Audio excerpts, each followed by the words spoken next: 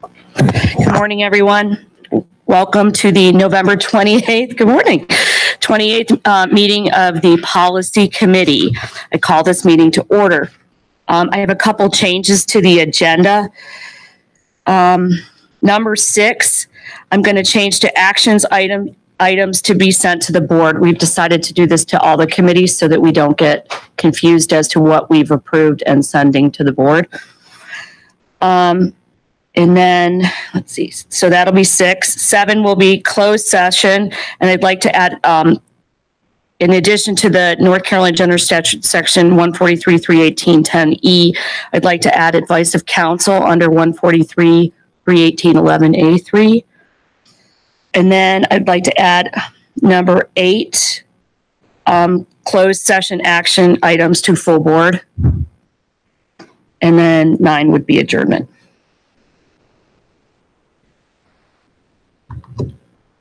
Okay, make a motion to approve the agenda as amended. Second. All those in favor? Aye.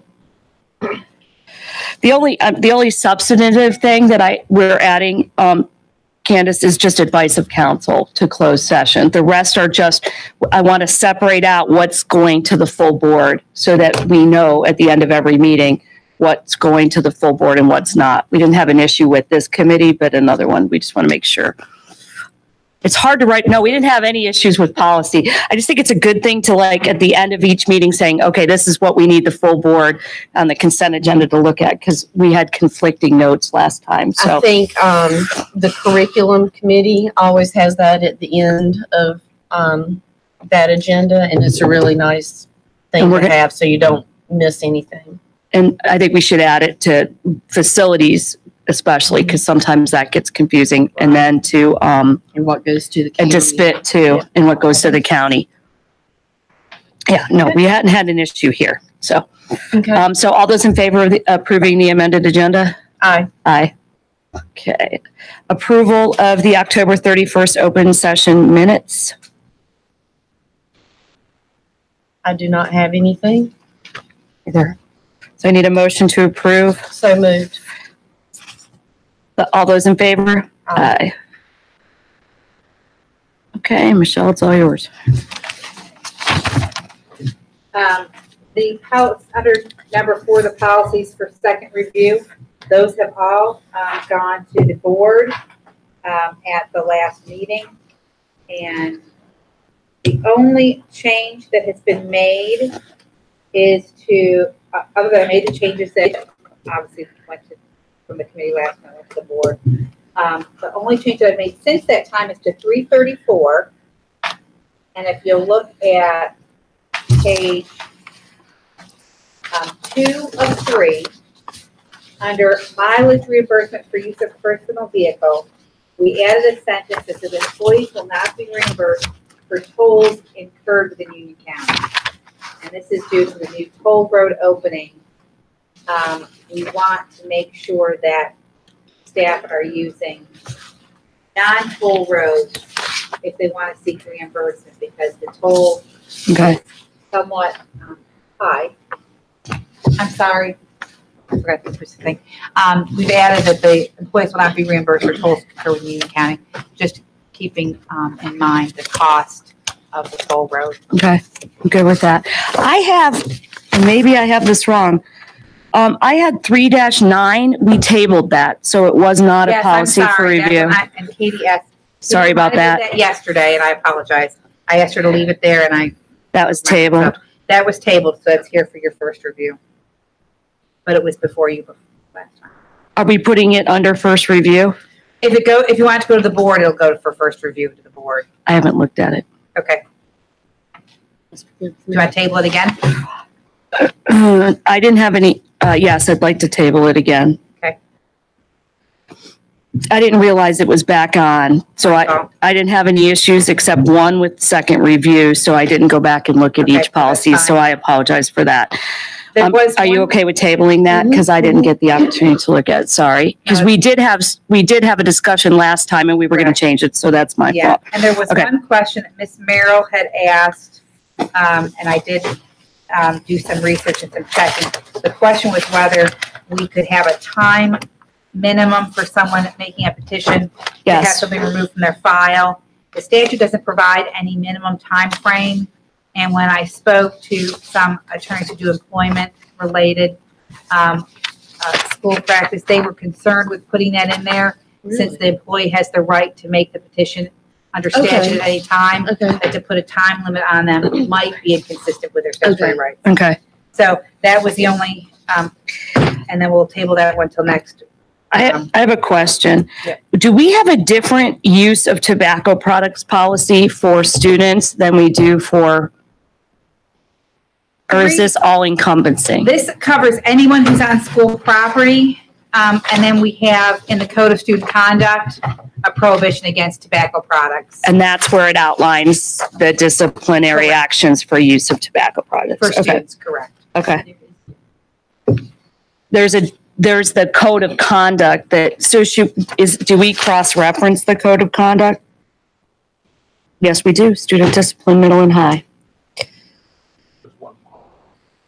There's one policy and then there's a code of conduct for disciplinary actions for the violations. Okay. That's all I had. So we would request that 3-2C, 3-5A, 3-13, 3-22, and 3-34 go to the board December 4th for approval. So moved.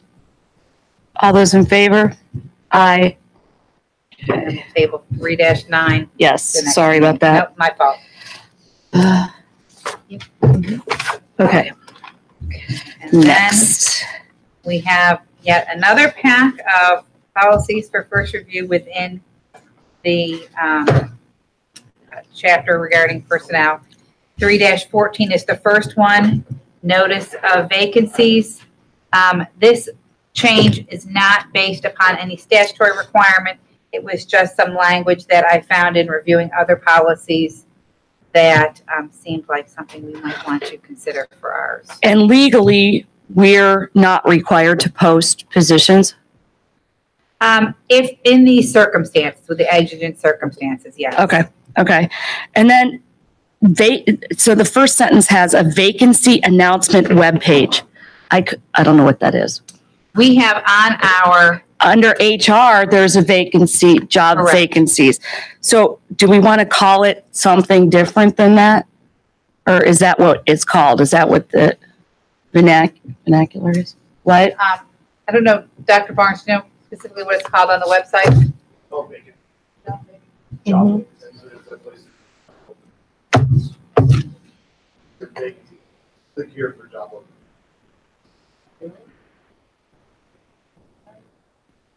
Right now. Yeah, I looked it up last night. It's, You got it?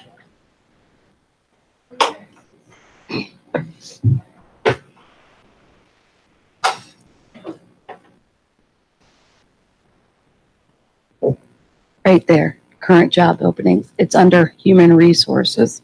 So do we want to change it to Union County Public Schools vacancies on the Human Resources webpage? Or current, it's called current job openings. So do we want to call it that? Sure. So shall be posted on the Union County Public Schools website on the HR page at current job openings. Yep. Okay. Okay, that's all I had on that one. Okay, I'll make that revision. Thank you. Staff time schedules is the next policy for review. And this was an attempt to make some clarification that we've had concerns in the past that have kind of created questions from staff. And so this is an attempt to try and clarify some of those issues. Okay, I have a question. Under teacher assistant workday. So you mentioned it mentions this 37 and a half hours and 40 hours.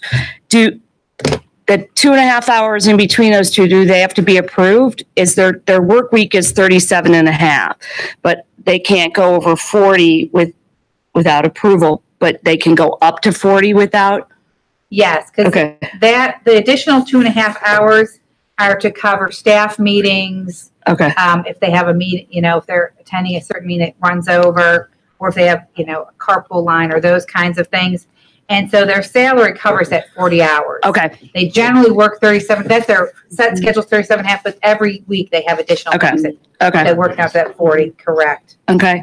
On page 2, under workload, the principal with assistance from the site-based management team is responsible for determining the academic schedules within his or her respective school. I assume you mean class times and things like that, but not the actual schedule or calendars or anything like No, that. Right, just Okay. Okay. the master schedule and those things. Okay. And the very last thing under planning time, you added the sentence, the goal will be to provide an average of 5 hours of planning time per week. Do elementary schools get 5 hours? That's the goal that's put into that's in the statute. Okay. And then what the statute also says is that the goal, it has to be funded by the state, which has never been funded, and for safety and security of students and supervision. And so it's one of those things that don't have to do, but it's obviously an aspirational goal, and we want folks to be working towards it because I agree. I mean, middle and high have more opportunity to get closer to that 5 hours, but elementary, other than specials, I don't think they have the opportunity for planning time, unfortunately. EC separate classroom. EC separate classroom, same thing. Yeah. Okay. I just have a couple little nits to it too. Great, thank you. Thank you. Anybody else have anything on that? Okay. Substitute teachers. Okay. I have a question. Sure. Don't we have an approved list of substitutes that they have to pick from? Yes. We have the STEM system, which has an approved list. But we took out that there's an approved list and that they should pick from that.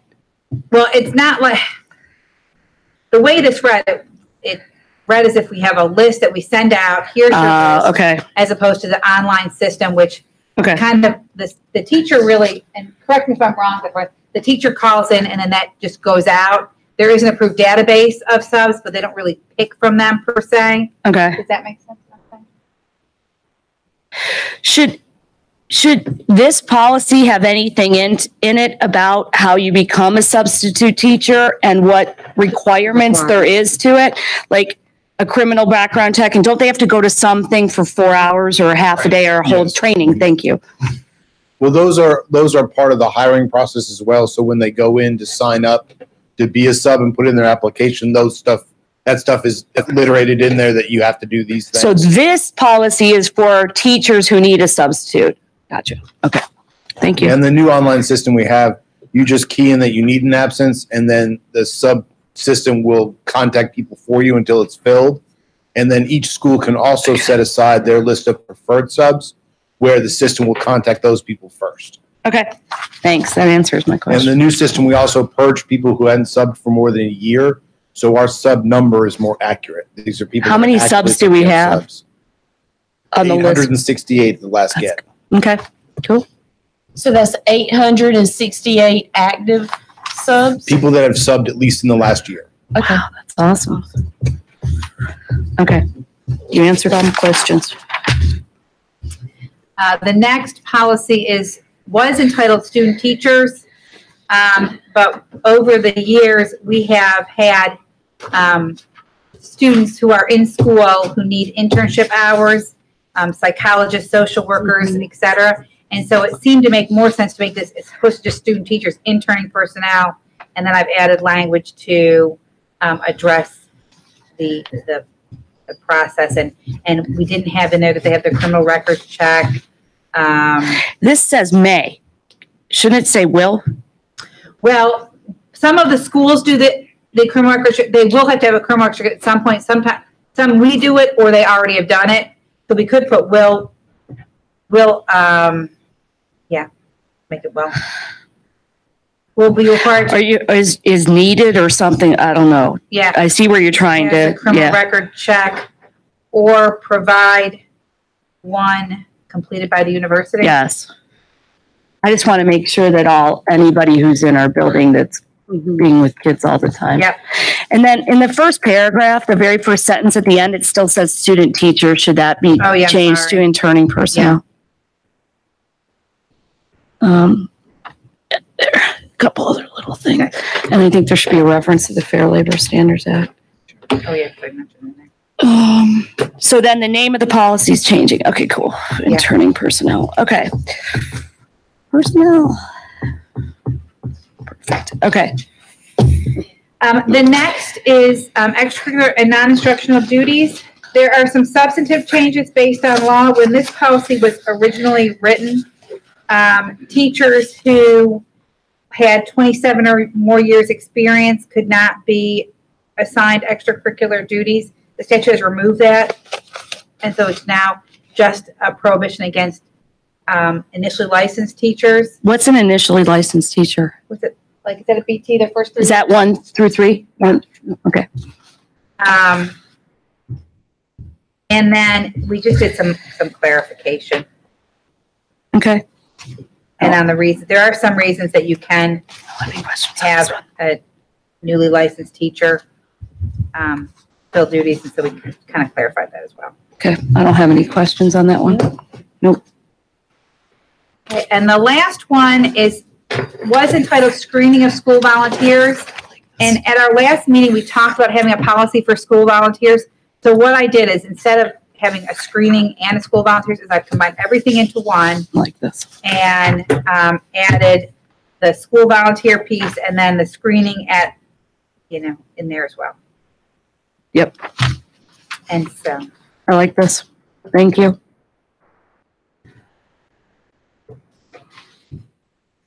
Thank you. That's what we wanted. Thanks. great. So we would be recommending that 314, 318, 323, 324, 326, and 329 go to the board on December 4th for first review. I need a motion. Motion to send